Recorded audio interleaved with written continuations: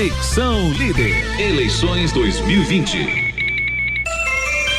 12:30, estamos de volta com o programa Conexão Líder e continuando a série de entrevistas com candidatos a prefeito de Iubá. Recebendo hoje o candidato Vadinho Baião, do partido Avante, número 70, que está concorrendo também a prefeito aqui em Iubá.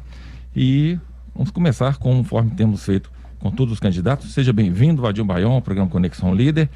E gostaríamos que você se apresentasse. Se você apresentasse, além daquele Vadinho Baião que a gente conhece como ex-prefeito, ex-deputado, ex-vereador, quem é o Vadinho Baião? Bem, eu acho que nós que já estamos no trabalho com a política há muito tempo, as pessoas já conhecem bem o Vadinho, né? Já conhecem bem a história de Vadinho, onde ele trabalhou, o que ele fez, e os 8 anos de prefeitura, eu acho que é a melhor apresentação nossa. Eu gostaria até de aproveitar essa apresentação para também usar esse tempo e apresentar o meu vice, o professor Salomão, né? Que é uma pessoa que nós agora, nessa caminhada, estamos convivendo mais de perto, e é uma pessoa que tem uma experiência muito rica na educação, e como eu acho que um dos maiores desafios do próximo governo vai ser recuperar o tempo perdido em função da pandemia na área de educação, porque é lá que estão os filhos dos trabalhadores e das trabalhadoras, é nas escolas públicas que estão os filhos daquelas pessoas que não têm o dinheiro para pagar uma mensalidade numa escola particular, e foram justamente esses jovens, essas crianças, os mais prejudicados. Então, o grande desafio nos próximos 4 anos é recuperar esse tempo perdido. Eu tenho muito orgulho de ter um professor como vice, mas não só um professor normal, é um professor que acumula 12 anos de direção numa das maiores escolas públicas de Iubá e 20 anos de educação em sala de aula. Isso, para mim, é uma riqueza muito grande, e para quem sempre, nos 8 anos, colocou a educação como a principal obra, ter agora um vice-prefeito com toda essa experiência, eu tenho certeza que é uma apresentação que vai enriquecer muito tudo aquilo que nós queremos fazer pela educação pública de Iubá. Tudo bem. E caso seja eleito novamente prefeito de Iubá, na sua opinião, atualmente, qual é a prioridade em Iubá? Qual seria a sua primeira ação? Entrou na prefeitura, o que o Vadinho faria? Nadaró, nós vamos cuidar de gente. Eu fiz muito isso nos 8 anos. Antes de pensar numa grande obra, nós vamos fazer obra. Mas antes de pensar nessa grande obra, nós temos que pensar nas pessoas. Hoje, seja a criança até o idoso, ela está com muito problema em função dessa pandemia. É o jovem que está dentro de casa, é o idoso que está dentro de casa, que não vai à igreja que ele gosta, com medo. É a criança que gostaria muito de estar na praça, que gostaria muito de estar numa piscina com os amigos, que gostaria muito de estar jogando um futebol com os amigos. O que a cabeça dessas pessoas está passando? Na hora que chegar essa vacina, nós vamos ter uma tarefa muito grande, que é tratar, que é cuidar dessas pessoas. Hoje, qualquer coisa que se pede na área da saúde, e quem está me ouvindo sabe muito bem disso. Se precisa de uma catarata, a resposta é: agora não pode por causa da pandemia. Se precisa de uma cirurgia de hérnia, agora não pode por causa da pandemia. Se tem que fazer uma fisioterapia, agora não pode por causa da pandemia. Nem remédio tem direito, e a culpa é sempre da pandemia. Esse tempo tem que passar. Se nós não tivermos para fazer dinheiro para fazer tudo, nós vamos ter que priorizar cuidar das pessoas. Eu acho que essa é a grande tarefa do nosso governo, cuidar de gente. Certo. Vamos então ao sorteio do primeiro tema. Nesses envelopes, temos diversos temas aqui. Você escolhe o envelope, por favor. Vamos saber qual é o primeiro tema a ser abordado. O tema é transporte público. Aliás, esse tema campeão de audiência, foi um dos que mais saiu aqui, sorteado pelo próprio candidato, transporte público. Vadinho, qual a sua avaliação do transporte público em Iubá e a sua proposta para esse setor? Vamos primeiro contextualizar. Você vai a Madrid, você tem uma grande cidade, capital da Espanha, e você tem quilômetros e quilômetros de metrô. O trânsito vai fluir porque o transporte de massa numa grande cidade é o metrô. Numa cidade do porte de Iubá, mais de 160 anos, ruas centrais onde está todo o comércio estreita, não tem jeito de desapropriar para abrir e transformar numa avenida. Você tem esse problema. Hoje o nosso trânsito é caótico.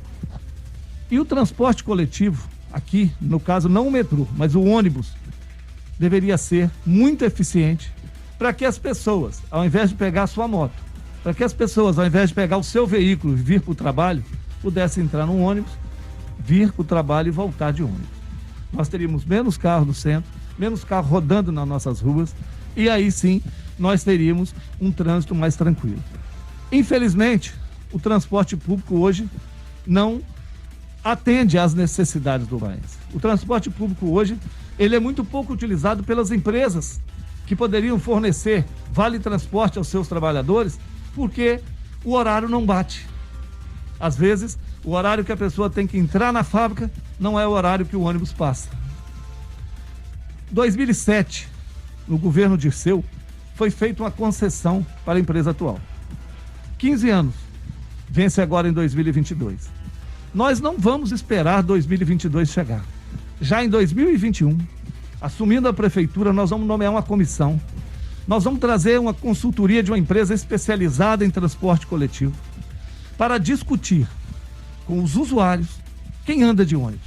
Vamos montar uma comissão, vamos chamar 5, 10, vamos sentar lá à noite e vamos discutir qual é o modelo de transporte coletivo que a gente quer. Antes de definir se vai ser uma outra empresa, se vão ser 2, 3 ou 4 empresas, nós precisamos de definir qual o transporte coletivo que nós queremos. Por exemplo, se a gente quiser muita gratuidade, o idoso não paga, a criança especial não vai pagar, quem morava não sei onde não vai pagar. Quanto mais gratuidade, mais alto tem que ser o preço da passagem. Por quê? Não tem passagem de graça. Qualquer empresa que vier, ela vai ter que cobrir os seus custos e ter o seu lucro.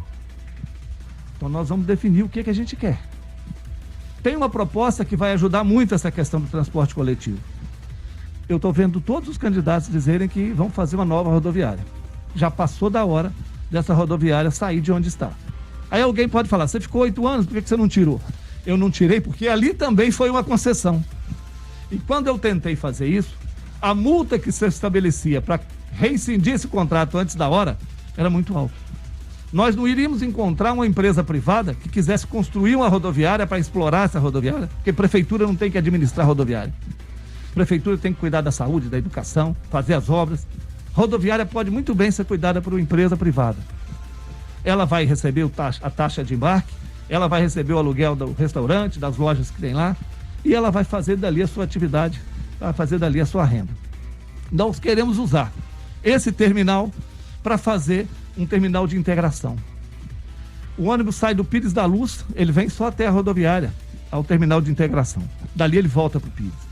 Com isso ele vai fazer mais viagens, vai ter mais horários. Mas e se o cara for para Vila Casal? Ele vai esperar o ônibus dentro desse terminal, até meia hora, ele não paga uma segunda passagem.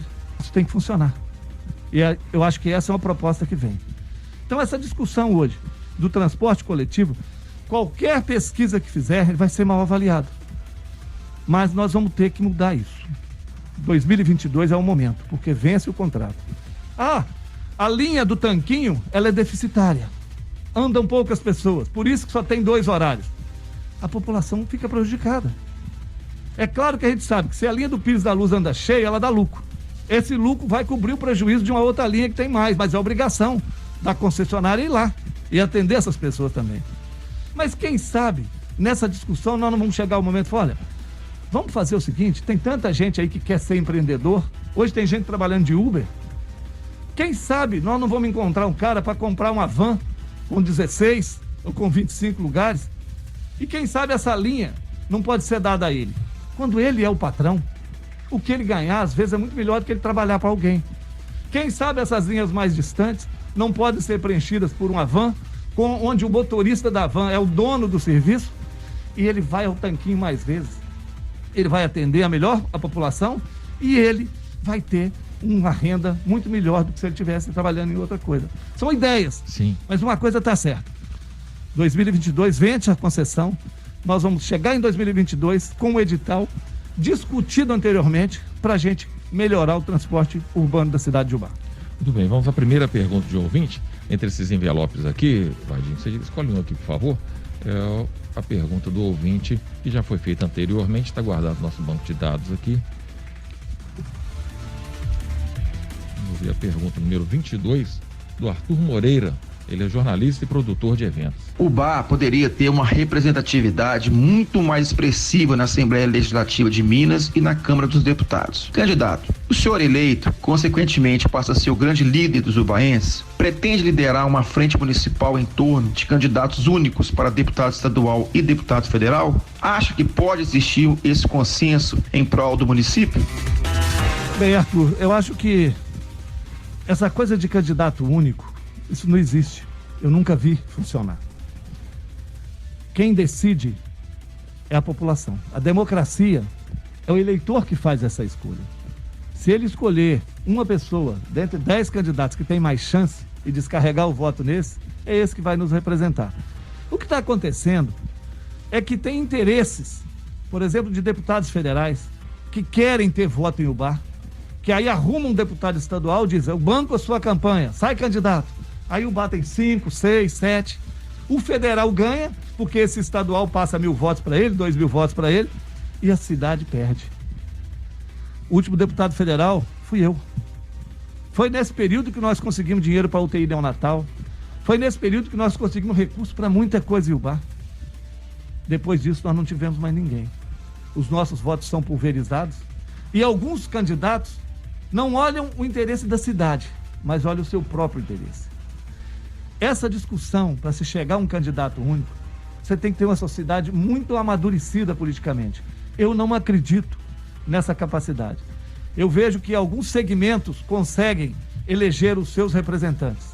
Segmentos de trabalhadores, segmentos de educação. Eu vi agora mesmo vários deputados que fizeram campanha exclusiva na educação e se elegeram como representante dos professores. Mas a cidade, principalmente a cidade de Ubá, olha a última eleição. Quantos candidatos nós tivemos para estadual e quantos candidatos nós tivemos para federal? E não escolhemos ninguém, não elegemos ninguém. Então eu vejo com muita dificuldade, vejo com muita necessidade numa cidade do porte de Ubá ter um deputado estadual ou federal. Cataguás é menor do que nós, elegeu um estadual. E aqui o que nós tínhamos, nós perdemos.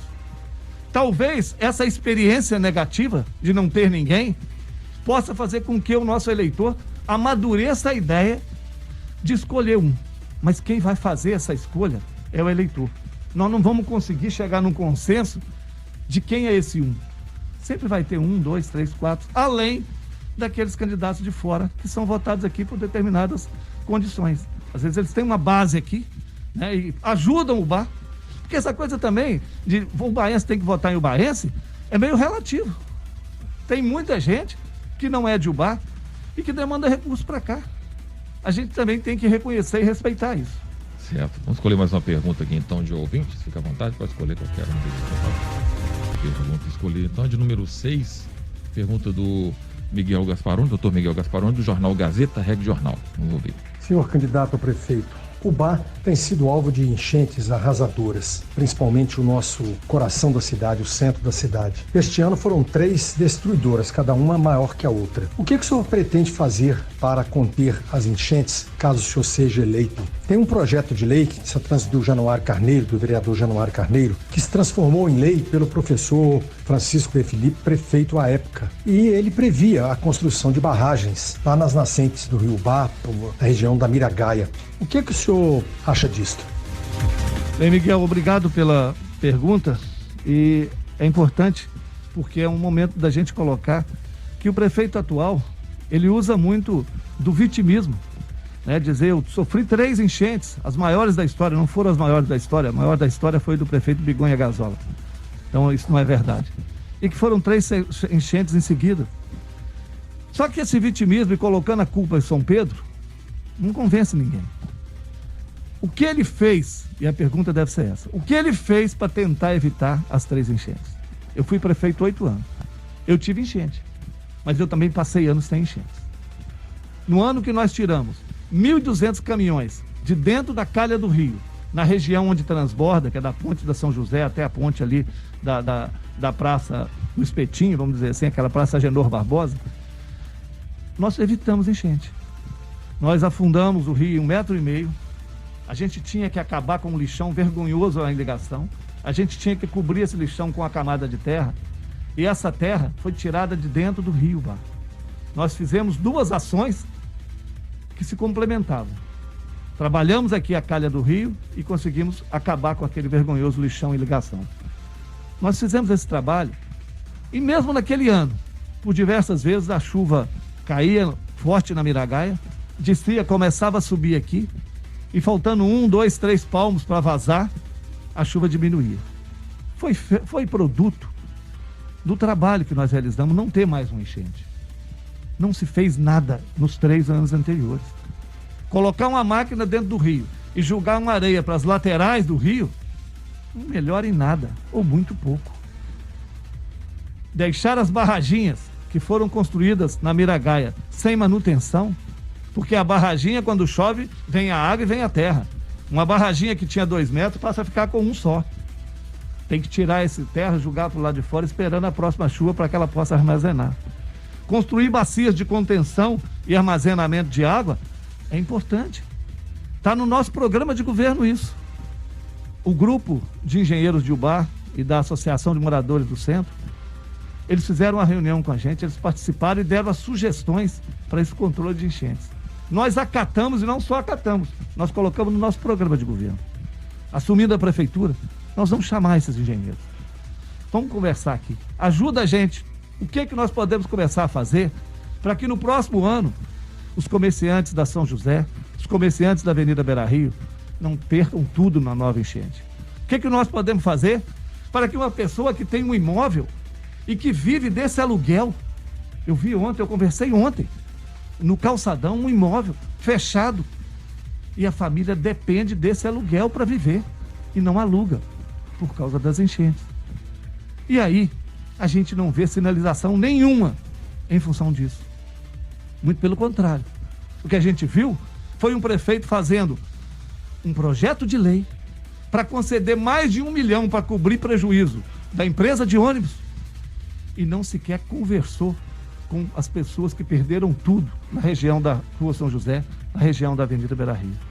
Teve gente, Badaró, que teve que comprar e pagar caminhão-pipa para limpar a sua loja. Por que para um tem 1 milhão e para outro não tem nada? Eu acho que a prefeitura precisa dialogar. O prefeito tem que ter essa sensibilidade para, num momento desse, ser solidário, mas também avançar mais do que a solidariedade. Ter ações que possam diminuir os efeitos da enchente. Tem muita coisa que pode ser feita. Nós fizemos quando fomos prefeitos, tanto que eu não tive enchente todo ano. Por diversas vezes nós conseguimos segurar. A gente tinha um sistema de informação que funcionava. Quanto caiu aí no pluviômetro lá em cima? Hoje esses pluviômetros devem estar até desligados. Eu não vejo, tem notícia nenhuma deles. Nós precisamos de ter um sistema de alarme ligado na bacia da Miragaia, que é a água que chega aqui, para dizer, olha, choveu 50 milímetros lá em cima, vamos nos preparar aqui. Olha, essa chuva pegou 80 milímetros aqui em cima, cuidem aí, porque a enchente é só quando chove forte lá em cima. A água, quando cai forte só aqui embaixo, ela cai no rio, corre depressa e não dá tempo de subir e vazar. Quando chove aqui, mas chove muito forte, a bacia é grande, aí é que ela vem. A gente precisa ter um sistema de informação para fazer com que as pessoas possam, a partir dessa informação, diminuir os seus prejuízos. Muito bem, vamos a mais um tema, se escolhe, por favor, Dante Cília Lopes aqui.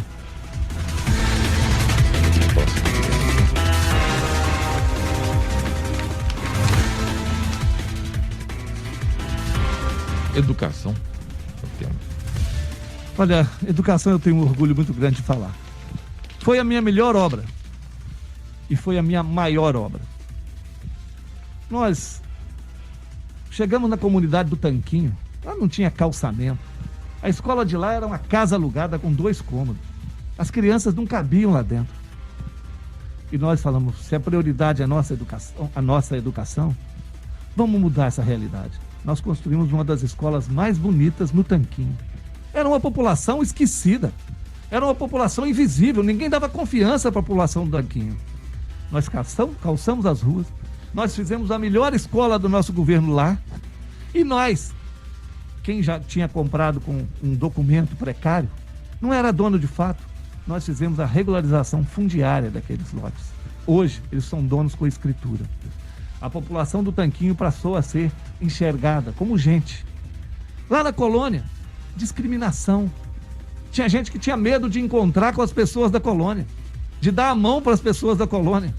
Nós levamos uma escola de primeira linha. Nós fizemos um ginásio coberto, igual nós construímos aqui na cidade. Todos os nossos projetos culturais, de dança, de flauta, nós levamos para os meninos da colônia. A educação que nós herdamos no IDEB, que é um índice que mede a qualidade da educação, de 4,6. 8 anos depois, nós entregamos 7,0. Nós tínhamos escola com IDEB próximo de 8, que é a educação da Finlândia. Tinha escola aqui em Ubá com esse índice. Você via no olhar das professoras, que são as melhores professoras que nós temos em Ubá, é da rede pública municipal, a da rede pública estadual, que passam por um concurso, são testadas e avaliadas. E a gente via no olhar dessas professoras um brilho de motivação, de estar conseguindo dar para o aluno de escola pública uma educação tão boa como o aluno de uma escola particular. A gente tinha uma Maria do Carmo de Melo, uma pessoa respeitada e querida por todas, fazendo com que essa equipe pudesse movimentar na mesma ação, na mesma motivação que ela tinha. Eu lembro muito bem quando eu fui convidar a Maria do Carmo para vir para a equipe. Muita gente falou, ela não vai aceitar. Ela dá aula na FAGOC. Você vai convidá-la para ser adjunta, não é a secretária? Ela teve uma humildade tremenda, que aceitou. Depois que ela veio a ser secretária, mas quando ela assumiu o nosso governo, ela não era secretária. E ela conseguiu, junto com essa equipe de diretoras, de professoras, de serventes, de cantineiros, fazer da nossa educação uma das melhores do Brasil. Nós tínhamos 80 vagas de creche, madame. 80 lá no CAIC. 80 mães colocavam o filho numa creche e 400 mães numa lista de espera. E eu dizia, isso não pode continuar. Zé Geraldo, Maria do Carmo, começaram a trabalhar, começaram a economizar dinheiro. E ele me dizia, Vadinho, agora nós já temos o dinheiro para construir a creche do bairro São João. A creche do bairro São João era um sonho daquela comunidade. E nós fizemos uma creche lá. Mas não foi uma creche qualquer. O Alexandre, engenheiro da prefeitura, fez um projeto. Não fez um caixote. Ele fez uma obra de arte. Nós levamos creche para o São Domingos. Nós levamos creche para o Pires da Luz, para a Vila Casal. Nós levamos 1.400 vagas de creche no final do nosso governo. E queremos fazer mais.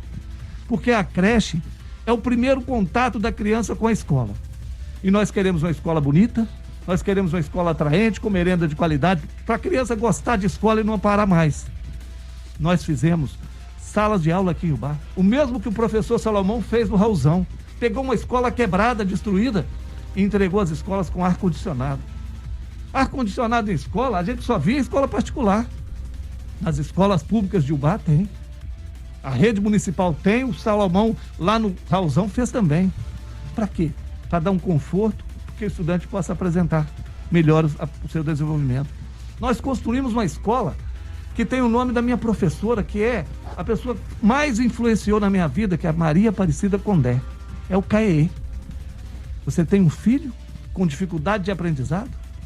Se colocar ele numa sala sozinho, ele não vai conseguir acompanhar. Nós temos uma escola que reforça isso, que faz um atendimento para que ele possa amanhã se nivelar aos alunos. Nós começamos com 3, 4 alunos lá na Secretaria de Educação, uma salinha que tinha lá no fundo. Foi crescendo, hoje nós temos uma casa alugada ao lado do Pancriança, com 350 alunos e com gente na fila de espera. Qual que é o meu compromisso do Salomão? Nós vamos construir uma escola para o CAE. Os pais e mães que têm filhos que estudam no CAE podem esperar isso de nós. Quando você aluga uma casa, a casa não foi feita para ser escola. Você tem que adaptar aquela casa para se transformar numa escola. Mas nós queremos conversar com as pessoas que trabalham no CAE e dizer, senta com o engenheiro aí da prefeitura, vê o que vocês querem de uma escola para a necessidade de vocês. E nós vamos construir essa escola. Esse é um grande desafio para os próximos 4 anos. Muito bem, vamos a mais uma pergunta, a terceira e última pergunta do ouvinte do dia.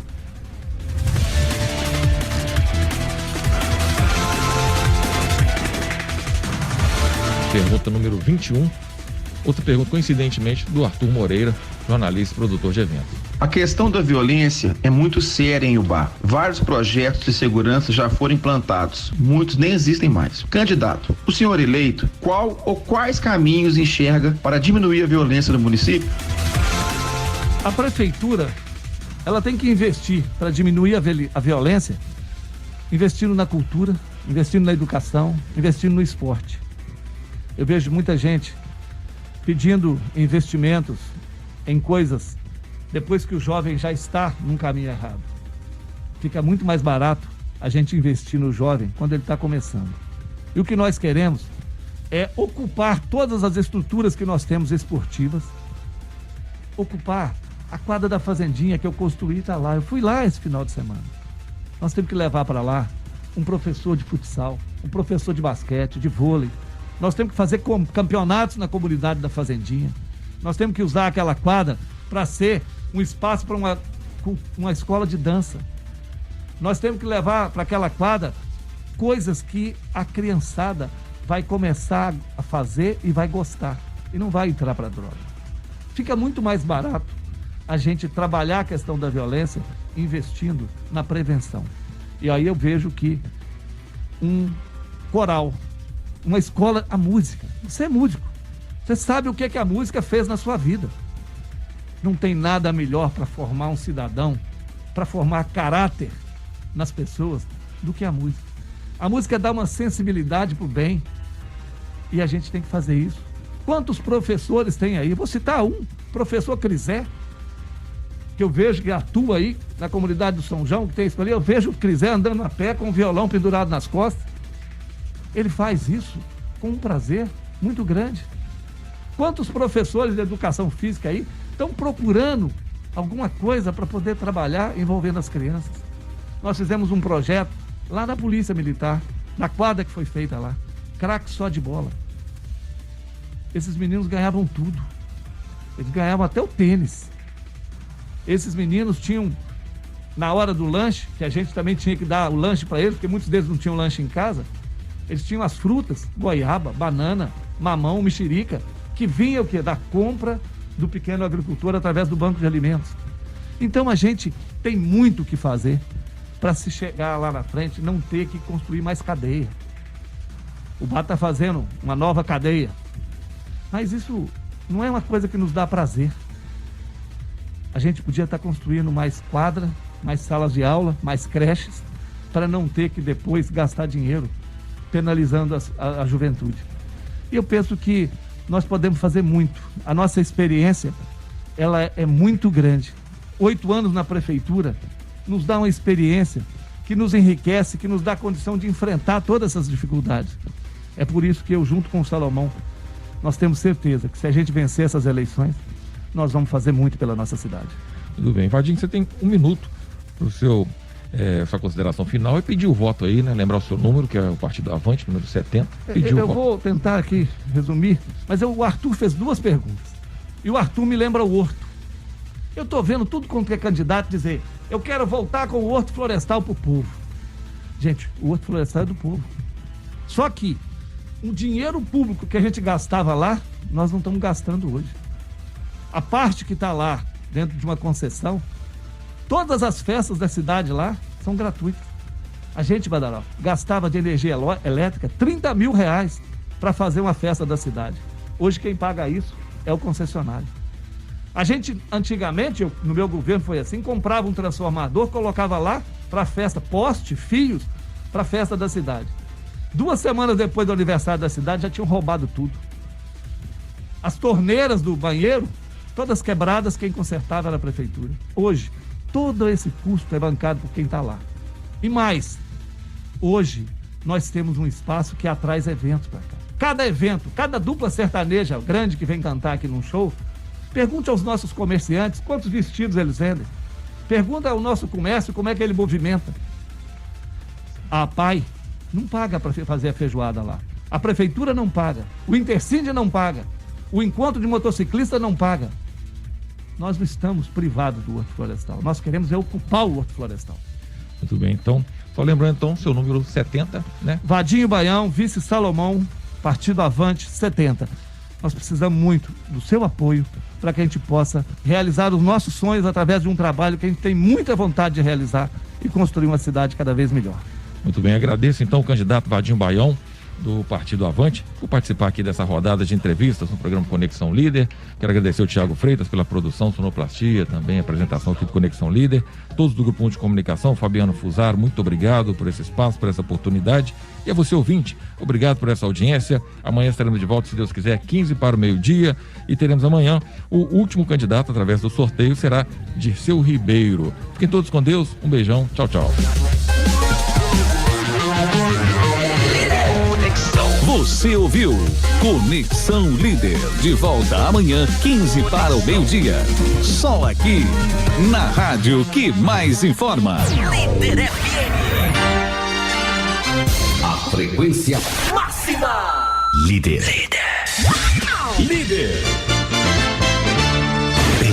Bem-vindo. Você está na Líder FM. Líder. Uba!